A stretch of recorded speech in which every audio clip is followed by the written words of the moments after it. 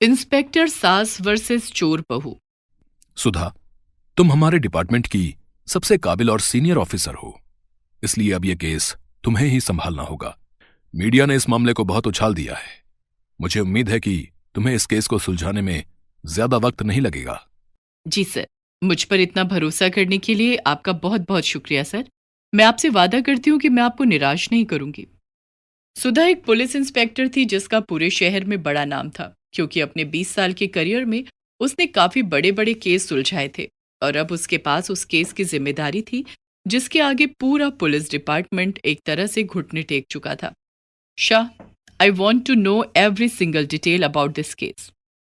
Madam, ये लोग पूरी प्लानिंग के साथ काम करते हैं, कमबख्त एक भी क्लू नहीं छोड़ते।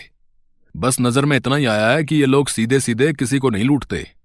पहले ये लोग टारगेट को कॉन्फिडेंस में लेते हैं और फिर उसी भरोसे का फायदा उठाकर हाथ साफ कर जाते हैं। कुछ और? हाँ, एक और बात मैडम, सारे केसेस में एक लड़की का जिक्र सामने आया है जो लोगों को अपने भरोसे में लेती है। लड़की की उम्र जो है वो 21-22 साल है मैडम। पर प्रॉब्लम यह है कि मैडम, इस लड़की का कुछ अता पता नहीं है। बहुत चालाक है ये, हर जगह अलग नाम इस्तेमाल करती है और हुलिया भी बदल लेती है मैडम। इंटरेस्टिंग, बट अब इस लड़की की चालाकी इसके काम नहीं आएगी, क्योंकि अब मैं इसके पीछे हूं। शहर में बीते कई महीनों से लगातार चोरी और ठगी की वारदातें बढ़ गई थी और पुलिस के हाथ कुछ नहीं लग रहा था। लेकिन अब यह केस सुधा के हाथ में था, जो पूरी शिद्दत से इस केस को सुलझाने में लग गई थी। फिर 2 दिन बाद, मैडम, मैडम, मेरा सब कुछ लुट गया, मैं बर्बाद हो गया, मेरी मदद कीजिए मैडम प्लीज। आप पहले रोना बंद कीजिए और आराम से बताइए क्या हुआ है। मैडम, मेरे घर में से सारा पैसा, सारा जेवर लूट के ले गए। वो कौन? वो मेरी बेटी की दोस्त थी। देखने में तो बड़ी सीधी लगती थी। माला नाम बताया था उसने अपना। मेरी बेटी के साथ कोचिंग में पढ़ती थी।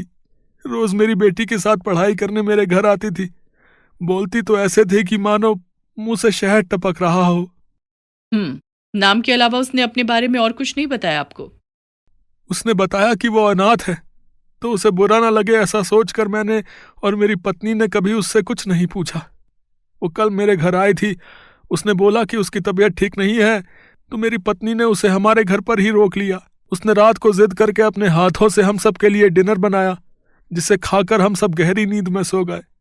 उसने जरूर हमारे खाने में कुछ तो मिलाया था मैडम, क्योंकि सुबह जब हमारी आंख खुली तो घर में रखा सारा कैश और मेरी पत्नी के सारे जेवर गायब थे। और तब से ही उस लड़की का भी कुछ पता नहीं है मैडम। सुधा उस आदमी के घर और उसकी बेटी के कोचिंग सेंटर में जाकर छानबीन करती है, लेकिन उसके हाथ एक भी सुराग नहीं लगता। फिर अगले दिन सुधा के घर पर। माँ, क्या हम बात कर सकते हैं? हाँ बेटा, आओ ना, बताओ क्या बात है। ये सुधा का बेटा सुधांशु था, जिसे अपने पति की मौत के बाद सुधा ने अकेले ही पाल पोस कर बड़ा किया था। सुधांशु एक समझदार और मेहनती लड़का था और एक सॉफ्टवेयर कंपनी में जॉब कर रहा था। उस दिन वो अपने साथ एक लड़की को घर पर लेकर आया था और उसे ही सुधा से मिलवाना चाहता था। माँ, ये रीना है। हम दोनों एक दूसरे को पसंद करते हैं और हमने शादी करने का फैसला किया है माँ। आओ रीना, यहाँ बैठो और अपने बारे में बताओ, कहाँ से हो और तुम्हारे माता पिता? माँ, रीना मेरे ऑफिस के पास ही एक कॉफी शॉप में जॉब करती है। ये यहाँ अकेली रहती है क्योंकि इसका परिवार यहाँ से बहुत दूर गांव में रहता है। अच्छा, लेकिन बेटा, शादी के लिए उनकी रजामंदी तो लेनी ही होगी। अब आंटी, मैंने उनसे पूछ लिया है, उन्हें कोई ऐतराज नहीं है। असल में मेरे बाबा बहुत बीमार रहते हैं, उनके इलाज में हमारा सब कुछ खर्च हो गया, इसीलिए मुझे यहाँ शहर में रहकर नौकरी करनी पड़ रही है। सच कहूं तो मेरी शादी कर पाने की उनकी हैसियत भी नहीं है। तो इतना कहकर रीना रोने लगती है। उसे रोता देखकर सुधा का दिल पिघल जाता है और वो सुधांशु और रीना की शादी के लिए तैयार हो जाती है। फिर कुछ दिनों के बाद, मम्मी जी, मैं अंदर आ जाऊं? हाँ हाँ बेटा, इसमें पूछने वाली क्या बात है। मम्मी जी, आप अब तक जाग रही हैं, क्या बात है? सब ठीक तो है? हाँ बेटा, बस एक केस में उलझी हूं। इतनी कोशिश कर ली पर कुछ हाथ नहीं लगा। स्ट्रेस मत लीजिए मम्मी जी, सब ठीक हो जाएगा। सुधा और रीना बात कर ही रहे थे कि तभी सुधा को किसी का फोन आ जाता है और सुधा बात करने के लिए बालकनी में चली जाती है और फिर रीना, क्या कर रही हो? कुछ कुछ नहीं मम्मी जी। यहाँ सब कुछ बिखरा हुआ था तो मैंने सोचा कि सब समेट कर रख दूं। नहीं, इस सब की जरूरत नहीं है। देखो बेटा, एक बात समझ लो तुम, आगे से कभी भी मेरी किसी भी चीज को मुझसे पूछे बिना हाथ मत लगाना, ठीक है? जी मम्मी जी, अब सॉरी, मैं आगे से ध्यान रखूंगी। दिन बीतते जा रहे थे और सुधा के हाथ अब भी खाली थे, जिसकी वजह से अब उसकी साख पर सवाल उठ रहे थे। सुधा, मुझ पर भी प्रेशर बहुत ज्यादा है। तुम्हारा ट्रांसफर पक्का है और मैं चाहकर भी उसे नहीं रोक सकता। सर, मैं पूरी कोशिश कर रही हूँ, पर हर बार मेरी प्लानिंग फेल हो रही है। यकीनन वो जो कोई भी है हम पर नजर रखे हुए है, लेकिन इसका मतलब ये नहीं है कि मैंने हार मान ली है। सुधा को समझ नहीं आ रहा था कि आखिर वो कहाँ चूक रही है। फिर उसी दिन घर पर, बेटा, तुम दोनों से एक बात कहनी थी। डिपार्टमेंट ने मेरा ट्रांसफर करने का फैसला किया है। अरे पर ऐसा क्यों माँ? हाँ, वो इसलिए बेटा क्योंकि मैं शहर में लगातार हो रही चोरियों और ठगी को रोक नहीं पा रही हूँ। मेरी लाख कोशिशों के बाद भी मैं ये केस सॉल्व नहीं कर पाई। अपने करियर में पहली बार मैं हार गई बेटा, वो भी एक चोट से। कोई बात नहीं माँ, दिल छोटा मत कीजिए। मैं और रीना हमेशा आपके साथ हैं। अच्छा माँ, अब मुझे ऑफिस के लिए निकलना होगा। रीना, तुम माँ का ख्याल रखना। जी, मैं हूं मम्मी जी के साथ, आप निश्चिंत रहिए। इसके बाद सुधांशु वहां से निकल जाता है और उसके जाते ही सुधा के चेहरे के हाव भाव ही बदल जाते हैं और वो एक सख्त आवाज में रीना से कहती है, आज तो बहुत खुश होगी ना तुम, पल्लवी? पल्लवी? अब पल्लवी? कौन पल्लवी मम्मी जी? अब ये अ, ये आप क्या बोल रही हैं? अच्छा, तो सुजाता या फिर मंजू या वंदना और अब की बार रीना, क्यों? मम्मी जी, आप क्या बोल रही हैं? मुझे कुछ समझ नहीं आ रहा।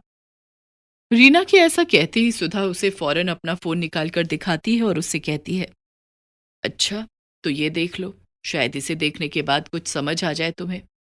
सुधा के फोन में एक सीसीटीवी फुटेज का वीडियो चल रहा था जिसमें रीना सुधा के कमरे में कुछ ढूंढ रही थी। तुम्हें क्या लगा तुम मेरी नजरों से बच जाओगी? जब सुधांशु ने मुझे पहली बार तुमसे मिलवाया था, शक तो मुझे तभी हो गया था तुम पर, लेकिन उस वक्त मैं चुप रही सुधांशु की खातिर। लेकिन अब मैं चुप नहीं रहूंगी, लेकिन मैं चाहती हूं कि मेरे कुछ बोलने से पहले तुम बोलो, वो भी जल्दी।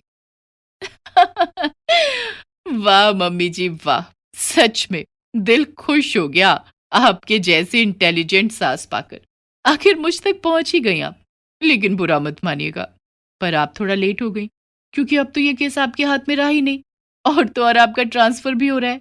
और हाँ, आप ये तो नहीं भूली है ना कि मैं भले ही एक चोर हूं, लेकिन साथ में आपके बेटे की पत्नी भी हूं।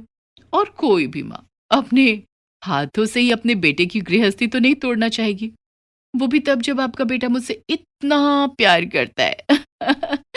सुधांशु आप पर कभी भरोसा नहीं करेगा, समझिए आप, और मेरा यकीन कीजिए, अगर आपने मेरे खिलाफ कुछ भी किया तो ये आपके बेटे के लिए अच्छा नहीं होगा। रीना लगातार बोले जा रही थी। उसे खुद पर पूरा विश्वास था कि वो इस बार भी बचकर निकल जाएगी, लेकिन उसका ये भ्रम तब टूटा जब उसने कमरे के दरवाजे से सुधांशु को अंदर आते देखा। सुधांशु, अब तुम तो तुम तो अब तुम सुनो मेरी बात। मम्मी जी को बहुत बड़ी गलतफहमी हो गई है। सुधांशु ने रीना की एक बात भी ध्यान से नहीं सुनी और आते ही एक जोरदार थप्पड़ उसके गाल पर चढ़ दिया और फिर गुस्से से बोला, माँ ने मुझे बहुत पहले ही सब बता दिया था। गलतफहमी उन्हें नहीं, तुम्हें थी अब तक, कि तुम हमें अपने जाल में फंसा रही हो। माँ को तो बस तुम्हारा कन्फेशन चाहिए था, जो तुमने उन्हें दे दिया है। सुधांशु के ऐसा कहते ही कांस्टेबल शाह एक महिला कांस्टेबल के साथ वहां आ गया और रीना को वहां से अरेस्ट करके ले गया। उनके जाते ही सुधा ने आगे बढ़कर सुधांशु को गले से लगा लिया और रोते हुए बोली, मुझे माफ कर देना बेटा। एक पुलिस इंस्पेक्टर होने के नाते भले ही मैं सही हूं, लेकिन मैं जानती हूं कि एक मां होने के नाते मैंने गलत किया है। नहीं माँ, आपने वही किया जो आपको करना चाहिए था। मुझे आप पर गर्व है माँ। सुधा पूरी तरह रिलैक्स थी, साथ ही खुश भी, क्योंकि सुधांशु के ये शब्द सुधा के लिए किसी भी मेडल या प्रमोशन से बड़े थे जो उसे इस केस को सुलझाने के लिए मिलने वाले थे।